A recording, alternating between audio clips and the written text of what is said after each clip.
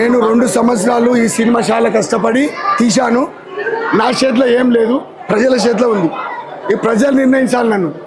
ఎందుకంటే నేను ఒక రియల్ ఎస్టేట్ వ్యాపారుని. నేను ఈ ఒక్క సినిమా నాదేదో జీవిత చరిత్ర అని చెప్పేసి నేను సినిమా తీశాను.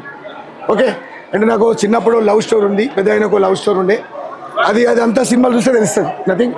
కానీ రియల్ రైపు నేను చిన్న 7 సంవత్సరాల నుంచి అప్పటి నుంచి ఎట్లా బతకాలి అనేది ఊరు నుంచి నన్ను ఏలేసి పంపించారు. ఊర్లో వచ్చి నేను హీరో అయి చూపెట్టినా, ఊరు నన్ను మెచ్చింది, ఒప్పుకున్నారు, మంచోడు అన్నారు. ఇంకా పేరు రావాలని నేను ఈ ప్రజలకు మొక్కుతున్నా. అందరు చూసి ఈ సినిమా పాస్ కావాలని మొక్కుతున్నా.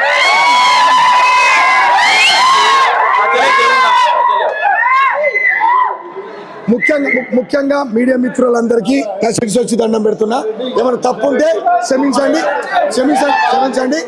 ముఖ్యంగా ఈ సినిమా అయిపోయిన తర్వాత కాశీరెడ్డి ఆయన సినిమా 40 లక్షలు పెట్టి నేను రాపించి పెట్టినా. ఆయన జీవిత చరిత్ర తీస్తా.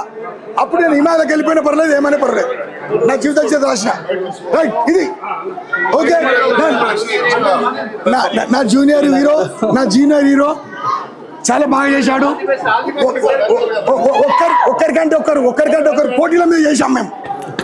నువ్వానేనా తెలుసుకున్నాం సినిమాలో. నేను చెప్పిన విధంగా రాశాడు స్టోరీ. మేమిద్దరము ఒకరికొకరికి పోటీ చేసాం. ఈ పాత్ర మా డైరెక్టర్ 2 ఏళ్ళు కష్టపడ్డాడు. ఈ విధంగా ఉండాలని చెప్పాను. ఈ స్టోరీ కష్టపడి 6 నెలలు రాపించాను. కష్టపడి 20 సంవత్సరాల సీనియరు. మేము చాలా బాగా మేకప్ చేసింది హీరోయిన్కి. మేము 2 ఏళ్ళు ఒక ఇంట్లో ఒక కుటుంబం లేక 100 మందితో షూటింగ్ చేసుడంటే మా వెంకటరెడ్డి కూడా చాలా కష్టపడ్డాడు కాబట్టి నేను చేయగలిగిన. నాకు చదువు లేకపోయినా సంస్కారం ఉంది, పెద్దవాళ్ళకి చదివిన. ఒక్కసారి చెప్తే నేను చేశాను. రైట్, మా తమ్ముడు బాగా కష్టపడ్డాడు. సార్ గురించి చెప్పాలంటే తాజ్మహల్ కట్టించినారు ముంతాజ్ కోసం, షాజహాన్. అలాగా మా టీఎన్ఆర్ గారు తాజ్మహల్ గుర్తొచ్చింది కాబట్టి నేను తాజ్మహల్ గుర్తొచ్చింది నేను చెప్పాలి. నేనేమన్నంటే ఒకప్పుడు ఆ తాజ్మహల్ ఏదైతే ఉందో అది ఆమె ప్రియురాలకు ముంతాజ్ బేగమా, ఆమె చనిపోయిన తర్వాత తాజ్మహల్ ఇచ్చారు. నేను ప్రేమించిన నా మేడం ఆమె కోసము మన పెళ్లి నిజంలో కాలేదు కాబట్టి సినిమాలో చూసుకుందామని ఈ పెళ్లి చేసుకున్నా. ఒకటే అన్న ఆమెతోటి 4 సార్లు చెప్పాను నేను, మేడం మీరు అంటే నాకు ఇష్టం, నా ఫోను లేపకపోతే నేను అట్ట అయితే నేను ఏడుస్తా. మీద ఎంత ప్రేమ ఉందంటే ఒకటే మాటలు చెప్పాలని చెప్పాను. ఏమని చెప్పాను, నాకు ఒకవేళ ఉరిశిక్ష పడితే ఒక కోరిక అడగమంటారు. నేను ఇలా చంపుతున్నా మా బాబు, ఉరిశిక్ష తీసుకొని నీ కోరిక ఏముందో కోరమంటే నేను ఒకటే చెప్పాను, మా మేడంను తీసుకొచ్చి నాకు ఒక్కసారి చూపెట్టండి, నాకు ఉరి తీయండి అని చెప్పాను. ఇంకా ఇంతకంటే ఎక్కువ ఆమె మీద ఎంత ప్రేమ ఉందనేదో సినిమా వస్తే తెలుస్తుంది. డన్, ఇది పాయింట్. ఈ విషయం స్వయంగా మాకు చెప్పాను. ఈ విషయము ఫోన్లో చెప్పాను, మేమిద్దరం కూర్చున్నప్పుడు చెప్పాను, ఎయిర్పోర్ట్లో చెప్పాను. ఆమెకు రియల్గా చెప్పాను ఈ మాట, మేడం మీకు జ్వరం వస్తే ఆ జ్వరము నాకు రావాలని చెప్పి నేను కాశీరెడ్డి నాయనకు మొక్కిన, నేను తక్కువ చేసుకుంటాను, నీకు ఏం కావద్దు అని చెప్పాను. అంటే నా మీద అంత 1 సైడ్లో అనుకోవచ్చు, లేకపోతే 2 సైడ్లో. మేము 2 సైడ్లో అనుకున్నా, అది 1 సైడ్లో మారింది. నేను ఇంకా 80 ఏళ్ళ దాకా కూడా ఆమె పర్మిషన్ లేకుండా ఆమెకు నేను ఫోన్ చేయను. ఆమె ఫోన్ చేసి ఇంత మంచి సినిమా తీశావు, నా గురించి మీరు తీశావు, కేవలం మా మేడం గురించే ఈ సినిమా తీశాను, మంచినో చెడ్డనో తెలుసుకోరు. ఈ సినిమాలో కూడా ఎటువంటి తప్పు లేదు. ఆమెను ఒక దేవతలాగా చూశాను. ఆమె సింగపూర్లో ఉంటుంది, ఆమెకు రెస్టారెంట్ హోటల్ ఉంది, ఆమె పేరు శ్రీలత. డీటెయిల్ చెప్తున్నాను.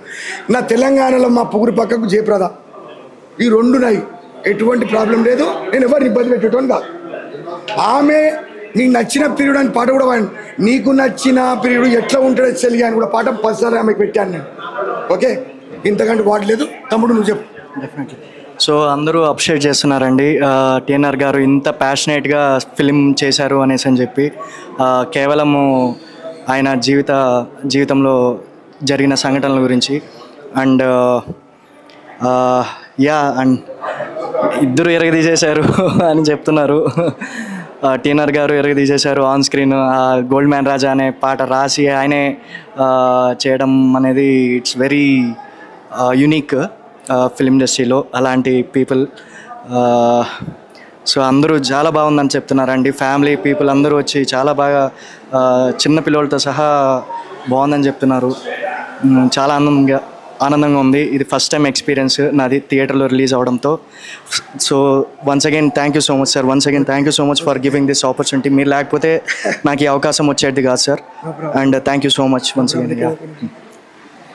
ఈ సాంగ్ ముఖ్యంగా ఎంత వివరంగా రాశానంటే గోల్డ్ మెన్ రాసే సాంగు చాలా కష్టపడి నేను ఉంగరాలు వేసుకుంటా, నేను గ్లాసెస్ షోకు, నాకు సెంటు షోకు, నేను తిరుపతి వెళ్తే పంచగడతా, దీని మీద పాట కట్టాను. ఓకే, ఆ తర్వాత గాలిపటం దారం తెగిపోదా, గాలిపటం దొరకలేదా అంటే దారం తెగినా కానీ గాలిపటం దొరికిపోతుంది కదా, నా ప్రేమ కూడా ఒకరోజు దొరికిపోదా అనే దాని గురించి మా మేడం నచ్చుతుందేమో ఈ పాట అని అనుకున్నా. ఆమె నచ్చితే ఈ పాట ఎంత బాగుందో వాట్సాప్లో రాస్తే చాలు నాకు.